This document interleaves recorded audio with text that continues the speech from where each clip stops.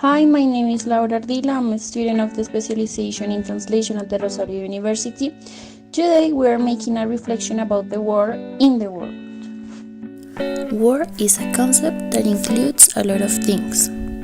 It is destruction, hunger, suffering, displacement, crimes against humanity, and a lot of things more. It is a variation in society because we take it to its greatest possible disorganization.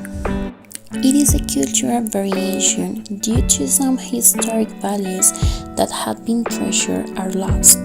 Even sometimes a cultural alienation and imposition of a new culture is experienced.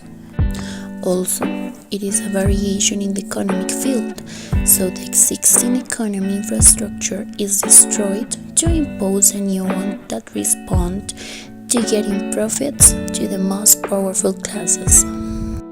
It is a variation in the environment because it destroys and pollutes cities, and it is a variation in the country and towards public health because the treatment of patients are disrupted.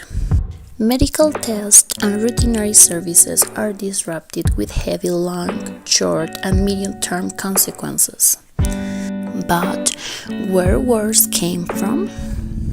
It could be said that from the beginning of the human civilization, wars had been part of the human relationships, as man had been always prone to fight for the defense of his ideals.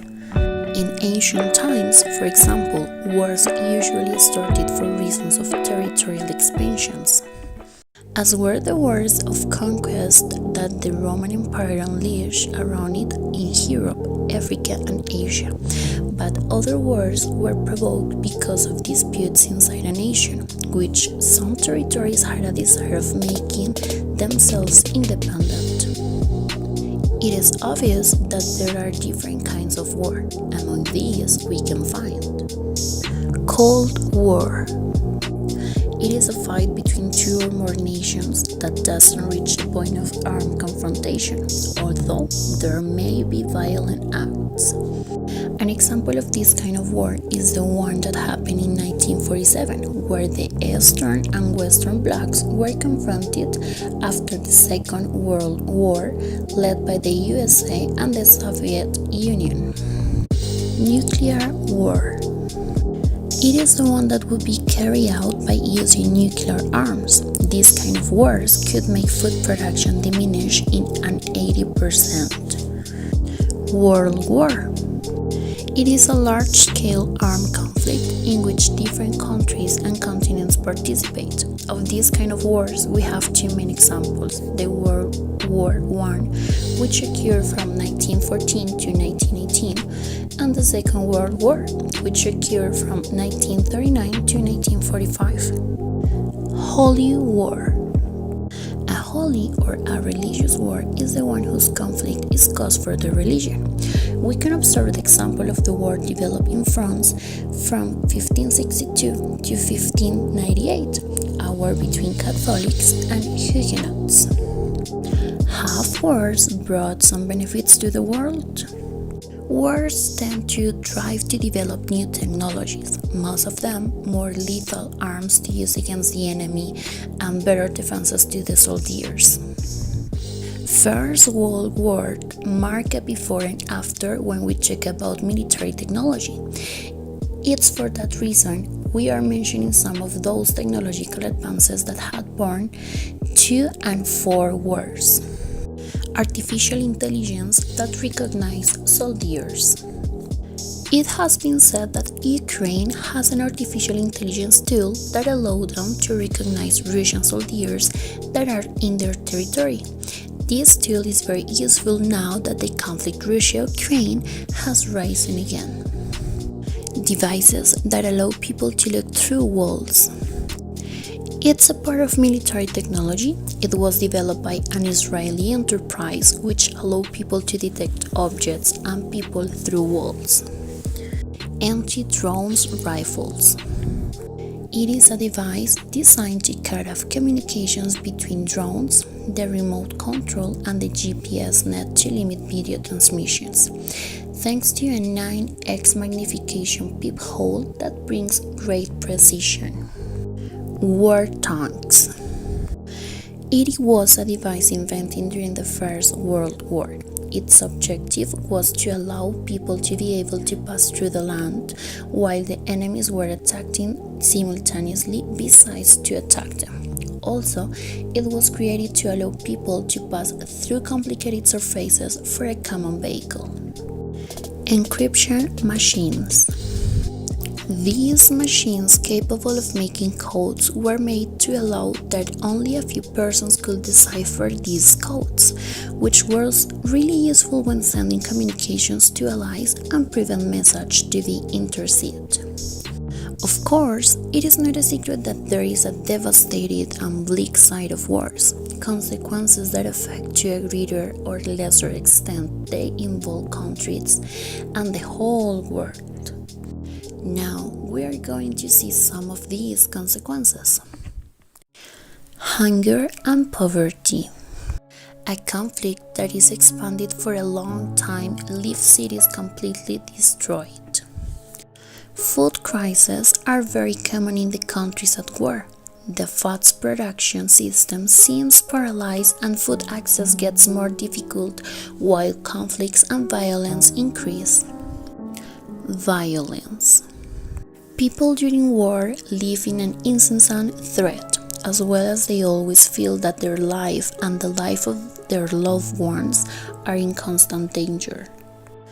These people experiment a huge change, and it changes the way in which they related with others too. From this point of view, some interactions became potentially dangerous. Social apprehension. Wars also produce social apprehension, not only in the affected countries but in the whole world. Loss and distance. During war, people lose everything.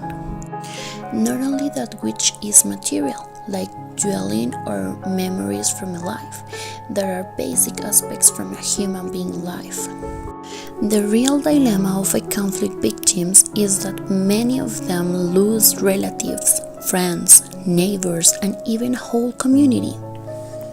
Finally, there is identity, work, social status lost, and not being able to recover who they were before war. It is as important to recognize that these conflicts have a lot of effects over society, disturbing all sectors because it causes a huge disorganization and chaos in the country. The originators of the conflicts produce a dehumanization, violence, outrage in war zones, and psychologically speaking, make people lose their self-esteem, spirituality, and human qualities. Society looks how families are broken up as a consequence of the death of the human beings or as a consequence of the exile of its victims. That can be millions of them. Also, communities are affected for the division of essential links that make society work. Thousands of children had disappeared due to armed conflicts that had devastated the history of humanity. The child mortality rate is alarming in height because they are the most vulnerable population and the ones who suffer consequences of the war. Children suffer malnutrition and also they are victims of violent actions, tortures, kidnapping, discrimination, neglect, and sexual assault. Their future seems highly risky and with no hope. Children who live war, psychologically speaking, can suffer regressive behavior, high levels of anxiety, panic attacks when facing distance from the security figure, generalized anxiety, alterations of self-concept and self-esteem, disruption of behavior and disruption of sleep, desensitization to be able to keep high levels of violence, hate, or highest risks of sexual assault. As a society, we would hope to have advanced to such a point that wars would not be a problem to worry about, that being rational and modern beings with technologies never seen before and with those advances that make us wish for a futuristic world like the one in the movies, wars would pass to the background and why not become obsolete. But we can see how wrong we are. From day to day, we become more and more close-minded when facing the different situations. Other people's opinion affect us somehow. We do not know how to react when someone makes a comment or when we face an annoying situation. And we have forgot how to express with other people, recognizing the importance of being a good listener and the importance of being listened. But unfortunately, it is not like that. A good example of it is the renewed war between Russia and Ukraine that has left thousands of bodies, separated families, and an energetic and food crisis in the European continent. A war in which Russia has claimed a territory because they think it is theirs. But what we do not want to admit is that gases and the shells that bore holes in the European fields do not discriminate much. Between the thousands of bodies that were caused, there are also the children of the ordinary citizen, the citizen who only is looking for their loved ones and doesn't want to experience and see a war. We forget that war not only affects buildings, houses, schools, universities, but also it affects hospitals and shelters where thousands of people shield themselves to save their lives. Last but not least, we could think about the following question. Can we consider the Inquisition as a war, or was the Inquisition a massacre?